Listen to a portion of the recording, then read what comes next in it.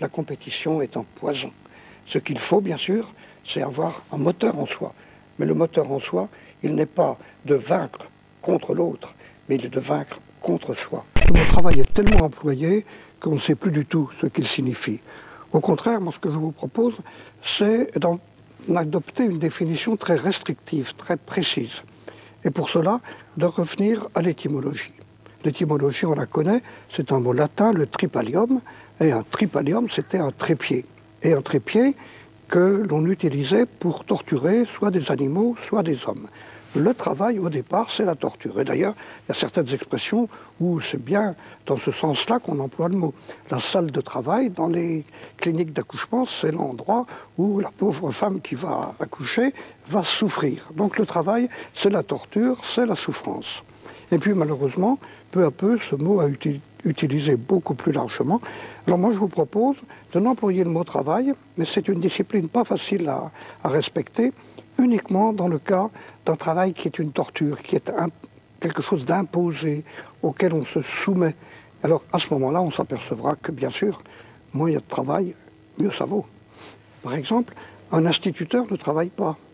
Un instituteur, c'est quelqu'un qui va dans une école, qui échange et qui, au fond, vit. Et à ce moment-là, ça n'est pas quelque chose de subi, ça n'est pas une torture. De même un acteur, de même, etc. Si bien que la plupart des gens pourraient dire que le plus souvent, ils ne travaillent pas, mais ils ont une activité. Et cela met tout de suite l'accent sur l'absence de travail, que l'on déplore souvent, alors qu'on devrait, au contraire, s'en réjouir. L'absence de travail est devenue l'absence d'une fonction, l'absence d'un rôle. Et je crois qu'il vaudrait beaucoup mieux représenter les fameux chômeurs comme des individus à qui on refuse l'accès à une fonction, l'accès à un rôle dans la société. Et on comprend mieux à ce moment-là que, effectivement, c'est la torture, c'est l'absence de travail pour eux. Il y a 17 000 ans, 20 000 ans, des hommes qui n'étaient pas encore civilisés, qui ne travaillaient pas, ont peint les grottes de Lascaux, les grottes d'Altamira, etc. Et en faisant ça, ils ont commencé à créer la civilisation. La civilisation, c'est justement commencer à regarder le monde autrement, à s'imaginer, ce qui est quand même une idée très étrange, qu'en peignant un bison sur le fond de la grotte, eh bien, on va intervenir sur le résultat de la chasse. Eh bien, ils ont commencé, et ça, c'était 5, 6, 10 000 ans avant l'invention de l'agriculture et donc l'invention du travail. Non, le travail n'est venu que bien après. Et en fait, le travail, pour moi, c'est un épisode dans l'histoire de l'humanité, un épisode qui aura duré une dizaine de milliers d'années et qui disparaîtra. Malheureusement, on s'y est un petit peu trop habitué et on a cru que c'était une nécessité. Mais non, le travail n'est pas une nécessité. Dans la nature, c'est un concept qui n'existe pas. Moi, je ne mettrais pas du tout le point de départ de la civilisation à l'invention de l'agriculture et de l'élevage. Ça a été un certain progrès, mais enfin, c'était une direction un peu nouvelle. Mais la civilisation avait commencé bien avant. La civilisation, elle a commencé quand, par exemple, on a imaginé d'apprivoiser le feu. Ça, c'était un bond en avant extraordinaire. Le feu était un ennemi, c'est devenu un allié, c'est devenu un outil. Mais on ne travaille pas pour avoir du feu.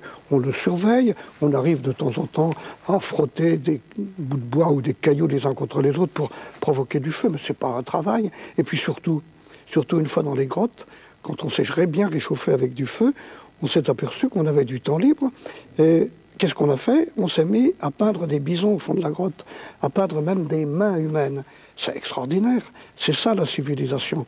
Ça n'a rien à voir avec le travail. Moi, je dirais qu'au contraire, la civilisation commence quand on s'aperçoit qu'on a du temps qu'il faudrait bien utiliser à faire des choses amusantes, comme de construire des images, comme d'inventer des contes, comme de se mettre à faire de la poésie et de la peinture. C'est ça la civilisation. Au contraire, le travail, c'est vraiment une perversion dans cette activité civilisatrice. Échanger, ce n'est pas nécessairement le fruit de son travail. On peut échanger le fruit de ce qu'on a trouvé. Je suppose que quand on était chasseur-cueilleur, eh bien, on échangeait un animal contre 1 kilo de fruits, etc. C'était aussi un échange. Et ce n'était pas le résultat d'un travail. Aller à la chasse, ce n'est pas un travail. Cueillir des fruits, ce n'est pas un travail quand on se promène dans la forêt. Si bien que les véritables échanges n'étaient pas des échanges de choses que l'on avait produites. Ou alors, surtout, c'était des échanges d'idées. Et un échange d'idées, ce n'est pas du tout le fruit d'un travail. Si bien que notre civilisation actuelle nous fait croire que les seuls biens à échanger sont ceux qu'on a produits. Non, les vrais biens à échanger sont des idées. Et ça, c'est tellement plus important. Avec surtout ce résultat que quand on échange des biens, eh bien, on ne crée rien. Tandis que quand on échange des idées, on crée. J'ai une idée, vous avez une idée, on se rencontre. Quand on aura échangé entre nous, nous aurons chacun 2 idées, chacun 3 idées, chacun 1000 idées. Tandis que j'ai 1 kilo de pommes, vous avez 1 kilo de cerises. On échange, à la sortie, on a toujours le même nombre de pommes et de cerises. L'échange des biens matériels est un échange qui ne produit pas, alors que l'échange des idées est un échange qui produit. On est loin du travail, on est en pleine civilisation. Les fameuses races dont on a tant parlé, surtout au XIXe siècle, puis encore maintenant de temps en temps, sont des concepts définis à partir de l'apparence des gens. Alors bien sûr, il y a des gens à peau noire, des gens à peau blanche, etc. On avait cru pouvoir en faire des races, on s'aperçoit que ça n'a pas de sens. Mais il y a eu aussi une notion de race en décomposant l'humanité en différents groupes qui pouvaient paraître tout à fait hétérogènes.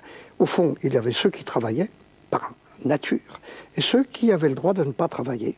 Par exemple, parce qu'ils étaient des nobles, parce qu'ils avaient du sang réputé bleu, alors que les autres ont du sang que l'on constate bien être rouge. Finalement, il y a eu comme une espèce d'acceptation d'une fatalité que certains étaient faits pour ceci et d'autres étaient faits pour cela. Et ça se retrouve encore maintenant. Quand à l'école on dit « oh, celui-là il est fait pour être un manuel, celui-là il est fait pour être un intellectuel, celui-là il est fait pour être bon en maths, celui-là il est fait pour être bon en rien », eh bien cette vision-là, qui est l'acceptation d'une fatalité, elle ne correspond à rien de vrai. Si c'était vrai, il faudrait l'accepter, même si on trouve ça un peu déplaisant. Mais il se trouve que ça ne correspond à rien de vrai, sauf qu'à particulier pathologique, il n'y a pas vraiment de fatalité. Et c'est contre cela qu'il faut lutter, l'acceptation d'une fatalité, d'une classification. Dès qu'il y a classification, il y a finalement un peu de racisme. Ce que je produis m'appartient, évidemment. Et puis je peux le donner, par conséquent, échanger. Mais le plus souvent, ce que j'ai produit, je l'ai produit avec plaisir, et absolument donc sans torture, et donc sans travail, si on accepte la définition qu'on a donnée au début. Si bien que je ne lirai pas du tout, moi, le travail à la possession. Tout au contraire, il se trouve que quand on va travailler à l'usine, et que c'est un véritable travail, une véritable torture, parce qu'on ne peut pas faire autrement, eh bien justement ce que l'on produit ne vous est pas donné, il est donné au patron, il est donné à la société qui vous emploie, mais c'est pas vous. Et ça fait partie justement de la torture, de penser que ce que l'on a contribué à créer, à produire, eh bien, ne vous appartient pas. Je dirais qu'à partir du moment où on possède un bien parce qu'on l'a fait, le temps qu'on a mis à le faire, les efforts qu'on a mis pour le faire, vous voyez, j'évite le mot travail, eh bien, n'ont pas été du travail, n'ont pas été une torture. Et j'espère que peu à peu, on va entrer dans une société où, effectivement, on dira à chacun ce que tu as produit. Par exemple, les idées que tu as produites, le livre que tu as, l'œuvre d'art que tu as fait, eh bien, elle t'appartient, mais elle t'appartient dans un sens, au fond, qui te permet tout simplement d'échanger.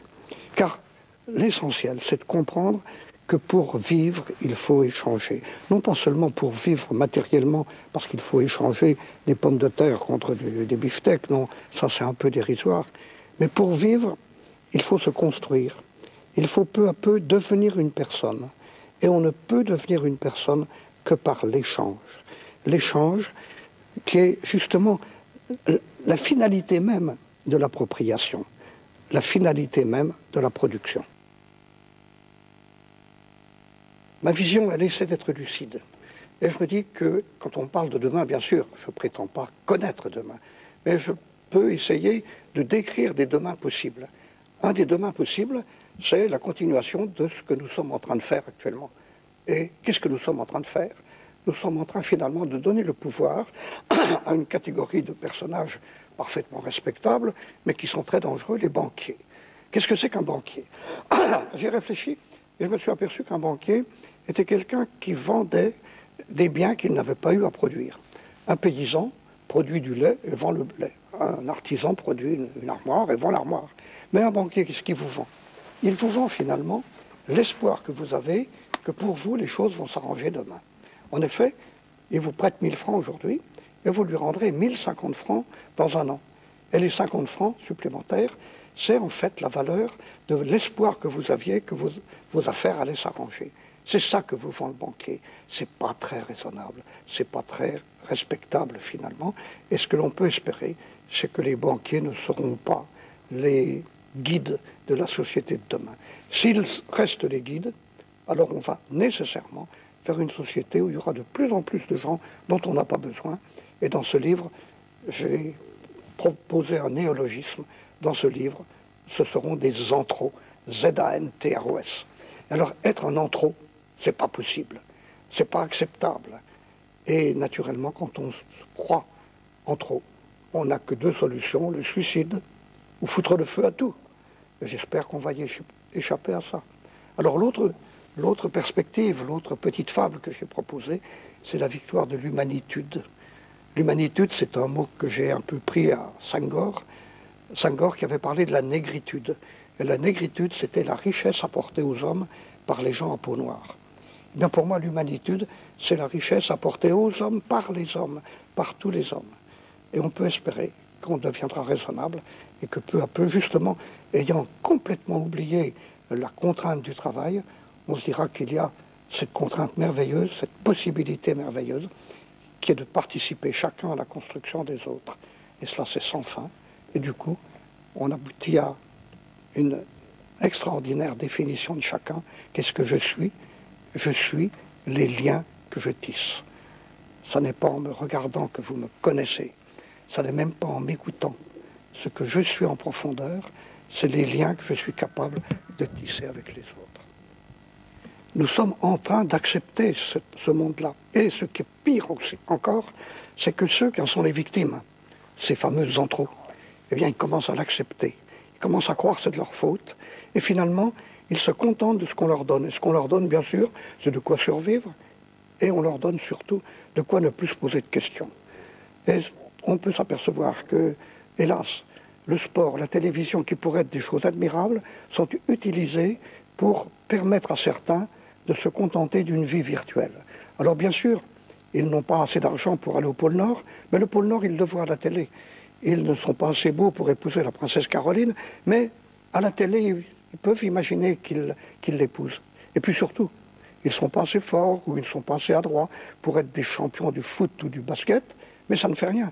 Ils regardent ça dans leurs pantoufles, ils voient ça à la télé, et puis même, ils s'enthousiasment pour les uns ou pour les autres, alors qu'au fond, ça leur échappe complètement. Le pire actuellement, c'est l'acceptation d'une vie virtuelle par un nombre de plus en plus grand de gens. Et il faudra donc provoquer un sursaut. Oui, de mes deux fables, la fable triste, la victoire des banquiers, bien sûr, elle est la plus probable. Elle a déjà commencé. Mais j'espère qu'on peut obtenir un changement, une véritable révolution, une révolution non violente, qui nous permettra de comprendre que c'est l'autre fable qu'il faut absolument faire vivre. Qui peut faire cette révolution? Je les connais. Ce sont les instituteurs, ceux qui parlent aux enfants. Et il faut qu'ils disent aux enfants, n'acceptez jamais de vivre une vie virtuelle.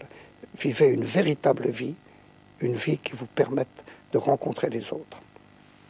Les vrais hommes et femmes politiques sont ceux qui ont du pouvoir. Avoir du pouvoir, c'est changer ce qu'il y a dans la tête des autres. Quand un homme politique bien connu parle, il y a des millions de personnes qui l'écoutent, mais personne ne l'entend. On sait d'avance ce qu'il va dire. Quand une institutrice parle à 25 gamins, elle est écoutée.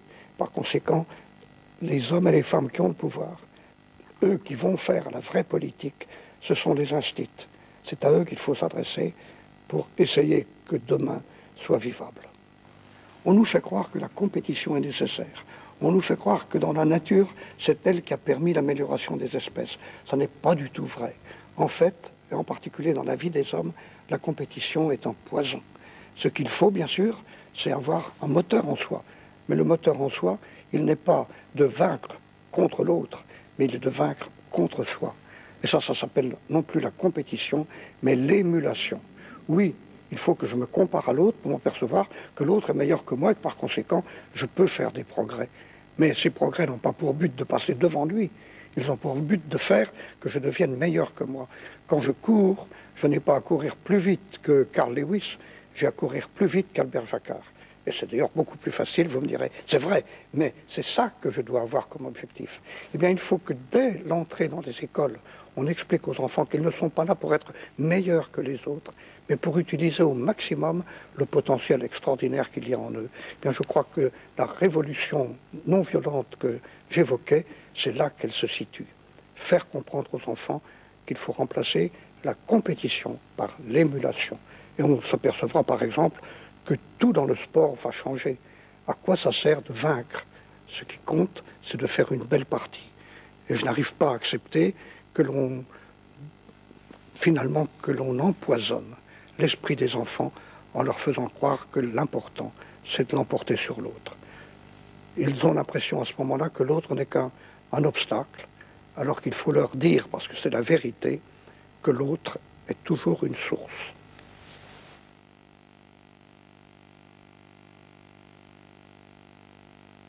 Le mot chômage, c'était un mot très positif il y a un siècle. Quand il y avait enfin un jour chômé, parce que c'était la Saint-Machin, tout le monde était content. « Oh, si, demain, c'est un jour chômé. Vive le chômage. Plus il y aura de jours chômés, mieux ça vaudra. » Et puis, il y a eu ce renversement où le chômage est finalement une non-activité subie, de même que l'activité est subie. La clé, c'est justement dans le mot « subir ». Un homme n'est pas là pour subir. Et c'est vrai dans la nature. Les animaux subissent, bien sûr. Ils subissent toutes les contraintes de l'environnement. Les hommes ne subissent pas. Quand ils avaient froid, au départ, il y a très longtemps, ils grelottaient. Et puis un jour, ils ont inventé le feu et ils ne grelottent plus. Autrement dit, au lieu de subir, ils arrivent à vivre en fonction de ce qu'ils ont décidé. Eh bien, c'est vrai pour ce qu'on a appelé le travail. Quand il est subi, il faut le supprimer. C'est vrai aussi pour l'absence d'activité. Quand elle est subie, il faut la supprimer. Il faut donc avoir une société qui soit capable, et c'est pas difficile, de proposer une activité et 1000 activités à chacun. Alors, bien sûr, chacun choisira. Il y a ceux qui préfèrent chanter, il y a ceux qui préfèrent courir, il y a ceux qui préfèrent écrire des livres ou lire, peu importe. Mais il y a vraiment de quoi s'occuper. La vie est si courte. On s'en aperçoit quand il n'en reste plus que quelques années d'espérance de vie. Alors, qui va faire le travail? J'ai déjà pensé. Prenez l'exemple du ramassage des poubelles tous les matins. Effectivement, si on fait ça toute son année, des années entières, réellement, c'est pas drôle. Mais si on répartissait, imaginez qu'un professeur d'université soit obligé 2 ou 3 jours par an, pas beaucoup, d'aller ramasser les poubelles. Mais il serait très content. Bien sûr, ça l'embêterait de se lever à 5 heures du matin, ou même plus tôt. Mais au fond, ça serait une expérience au cours de son année. Et comme ça dure 2-3 jours, il n'y a pas de quoi en faire une histoire. Autrement dit, ça serait un partage qui permettrait de transformer ce qui est un travail quand c'est contraint, quand c'est obligatoire, en une activité très ludique, quand on le fait de temps en temps.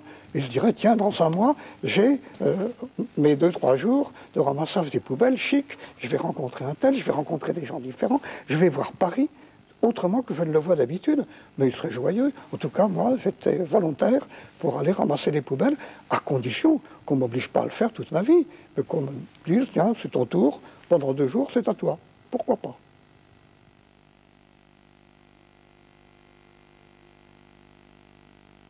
Il y a un siècle ou deux, on expliquait qu'il y avait 2 sources à la dignité. Le travail pour les uns et la propriété pour les autres. Car les grands propriétaires, les grands nobles qui avaient des fortunes colossales, ils n'avaient pas besoin de travailler, mais ça suffisait. Du moment qu'ils avaient des propriétés, ils avaient le droit de vivre. Quant aux autres, ils devaient acquérir le droit de vivre en travaillant. Mais c'est une monstruosité à peu près équivalente à celle qui nous faisait croire qu'on pouvait accepter toutes les tortures dans cette vie et qu'on aurait une récompense plus tard dans l'au-delà. Non, il ne faut pas croire à ce genre de choses. C'est dans l'immédiat qu'il me faut comprendre que tous les hommes ont le même potentiel, ou des potentiels différents, mais en tout cas extraordinaires, et que ce n'est pas par le travail que je vais compenser le fait que je suis né sans propriété. Le propriétaire, finalement, n'est jamais que quelqu'un d'un peu abusif. Et le travail est une torture dont je peux me passer. Ma dignité, je la trouve en échangeant, et en échangeant de préférence des idées.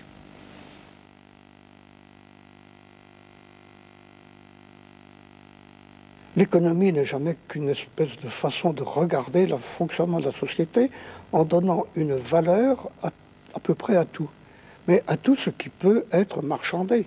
Alors effectivement, l'économie nous apprend quelle est la valeur d'un kilo de blé par rapport à une bicyclette. Mais l'économie est incapable de nous dire ce que ça vaut, ce que produit une infirmière en guérissant quelqu'un, ou ce que produit une institutrice en donnant de l'intelligence à un enfant. Et par conséquent, l'économie, au fond, ça m'est complètement égal, elle ne concerne que la part des activités humaines qui produit des biens marchandables. Or, cette part vient de diminuer de moitié. Au XVIIIe siècle, 97 ou 98% de l'activité des hommes produisait des biens marchandables, donc qui avaient une valeur, donc dont les économistes pouvaient s'occuper. Mais aujourd'hui, c'est moins de la moitié, et dans un demi-siècle, ça sera moins du quart. Autrement dit, le domaine où les raisonnements des économistes s'appliquent est un domaine qui est en train de se réduire comme une peau de chagrin. Parlons d'autre chose, parlons de ce qui n'a pas de valeur marchande, mais qui a la véritable valeur humaine.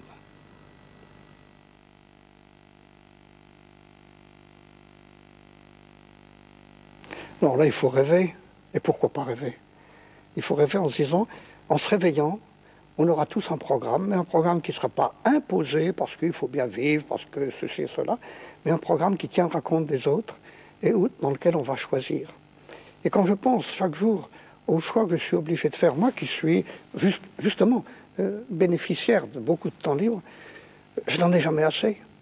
Il y a tellement de choses qu'il faut que je fasse. Il faut que je termine un livre, il faut que j'en commence un autre, il faut que je rencontre un tel, il faut que j'aille à tel endroit, et puis j'aimerais tant prendre l'avion pour tel autre endroit, etc. La société du temps libre, c'est la société du choix personnel. Bien sûr, un choix qu'il faut rendre le moins égoïste possible, mais comme ce choix aboutit le plus souvent à rencontrer des autres, à rencontrer des regards, alors je deviens moi en regardant les autres. Et c'est ça, la société du temps libre.